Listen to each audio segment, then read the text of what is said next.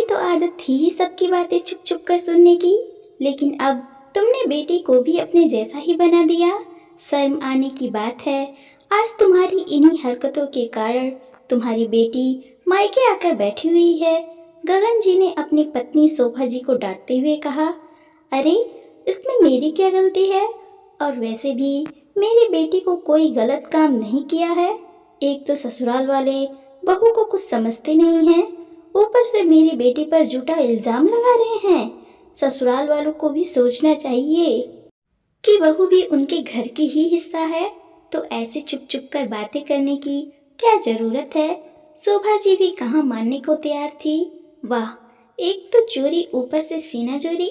बहुत अच्छी शिक्षा दे रही हो तुम अपनी बेटी को। अरे इसकी शादी को हुए अभी ज्यादा नहीं, सिर्फ 2 महीने हुए हैं। इतनी कम समय में ससुराल वाले इसके सामने अपने घर के सारे हालात खोल कर रख देंगे क्या? और फिर ऊपर से रही सारी कसर तुमने पूरी कर दी। इसमें तुमको वो बातें बताई और तुमने मुंह फाड़ कर सबको बता दिया। गगन जी ने कहा, रहने दो जी, आप अपनी सलाह अपने पास ही रखो, हमें नहीं सुनना। आपने तो कभी मेरी सुनी ही नहीं, और अब बेटी से भी उम्मीद करते हो कि वो अपने ससुराल में सुनती रहे। बस बहुत हो गया।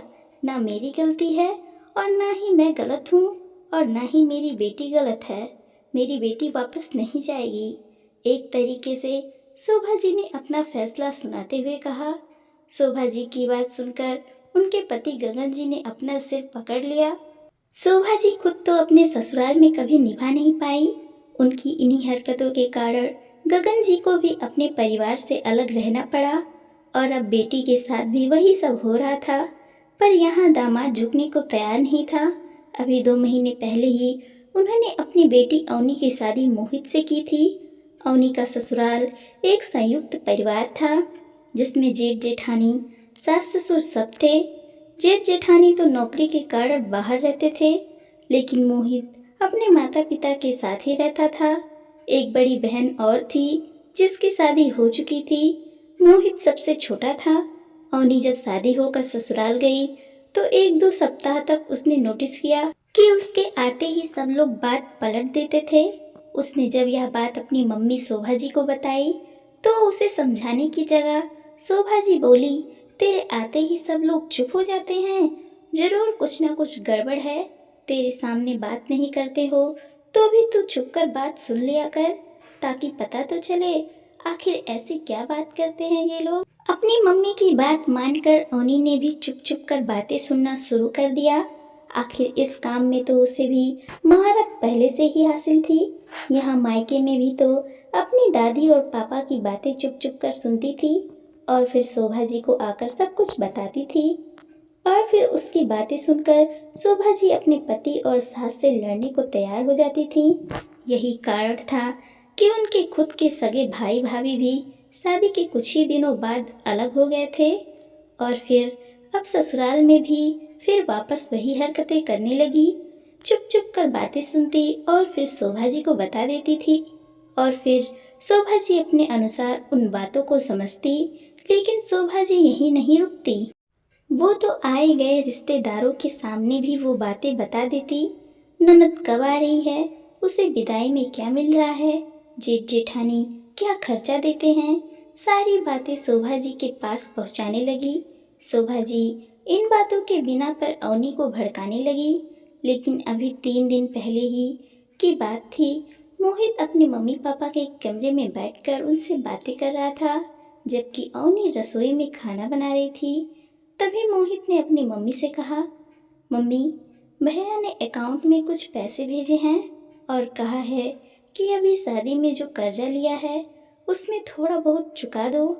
वो लोग भी आराम से अपनी बातें कर रहे थे। अवनी धीरे धीरे जाकर दरवाजे के बाहर खड़ी हो गई और उनकी बातें सुनने लगी। तभी उसकी सास ने कहा, मैं क्या कह रही हूँ जी, पहले दामाद जी के पैसे चुका देना। मोहित की शादी में उन्होंने पैसों का बंदोबस्त समय से कर दिया था, तो हमारी भी जिम्मेदारी बनती है कि हम पहले उन्हीं का पैसा चुकता करें। तभी मोहित के पापा ने कहा, बात तो सही कह रही हो, दामाद जी ने बहुत साथ दिया है हमारा, और फिर बेटी के ससुराल का मामला है, पहले उन्हीं के पैसे चुका देता हूँ। मोहित तुम एक काम करो, तुम चेक बना करके दामाद जी को दे दो ताकि उनके पैसे तो चुक जाएं। ठीक है पापा, मैं चेक बना कर दे दूंगा या फिर ऑनलाइन ट्रांसफ़र कर दूंगा, जैसे जीजा जी चाहें। उनसे फ़ोन पर बात कर लेता हूँ कहकर मोहित कमरे की से बाहर निकलने लगा। उससे बाहर आता देखकर अवनी फटाफट रसोई में चली गई। अब उसने अधूरी बात सुनी थी तो अधूरी बात ही तो अपनी मम्मी को बताती। अवनी ने कुछ देर बाद शोभा जी को फ़ोन किया और ये बताया कि इन लोगों ने अपने दामाद से पैसे ले रखे हैं और उस पैसे को मोहित चुका रहा है। बस फिर क्या था, शोभा जी ने इसी बात को पकड़ लिया और अवनी को समझाया कि वो मोहित से साफ मना कर दे कि वो ये पैसे नहीं चुकाएगा। आखिर उसकी भी गृहस्थी है, वो कब तक दूसरों के कर्जे चुकाता रहेगा। और अगर वो नहीं माने तो उसे कह देना कि वो अलग हो जाए, नहीं तो वो उसके साथ नहीं रहेगी। बस फिर क्या था, अवनी ने इसी बात पर मोहित से झगड़ा कर लिया। अवनी की बात सुनकर मोहित हैरान रह गया। उसने उसे समझाने की कोशिश तो की, अवनी ने कुछ नहीं सुना और ना ही कुछ सुनना चाहती थी। आखिरकार अवनी ने कह दिया कि या तो वो अलग रहे या तो मेरे बगैर रहे। तो मोहित ने उसे ही जाने को कह दिया और अवनी उसके बाद गुस्से में मायके आ गई। आखिर कौन माता पिता अपने बेटे का घर टूटते हुए देखते। सास ससुर जब उसे समझाने के लिए उसके मायके आए तो शोभा जी ने सारी बातें उनके सामने बोल दी। वो लोग तो खुद ही सुनकर हैरान रह गए कि उनके घर की एक एक बात आखिर उन तक पहुंची कैसे। आखिर उसके सास ससुर को भी समझ में आ ही गया कि अवनी चुप चुप कर उनकी बातें सुनती है और फिर शोभा जी को बताती है। उन्होंने गगन जी से कहा, समधी जी आखिर ऐसे घर कैसे चलेगा। आपकी बेटी एक एक बातें चुप कर सुनती है और फिर आपको बता रही है। आखिर वो निराश होकर यहाँ से लौट गए। अब गगन जी ने भी इतना समझाया लेकिन दोनों माँ बेटी सुनने के नाम ही नहीं ले रही थी। वैसे भी ऐसे जिद्दी लोग कहाँ दूसरों की सुनते हैं। और आखिरकार अब ये हालात हो गए कि इस रिश्ते का अंत होने की कगार पर आ गया। बस अब कोर्ट की तरफ से तलाक का मोहर लगाना बाकी रह गया था। बस एक झूठी जिद और गलत आदत के कारण एक रिश्ते का अंत हो रहा था। फिर क्या था, कुछ महीने बाद ही शोभा जी के कारण अवनी का घर टूट गया, उसका तलाक हो गया। दोस्तों, हमारी कहानी कैसी लगी कमेंट में ज़रूर बताएं। पूरा वीडियो देखने के लिए दोस्तों धन्यवाद। और अगर आपने हमारे चैनल को सब्सक्राइब नहीं किया है तो जाकर प्लीज़ जल्दी से सब्सक्राइब कर लीजिए। धन्यवाद दोस्तों।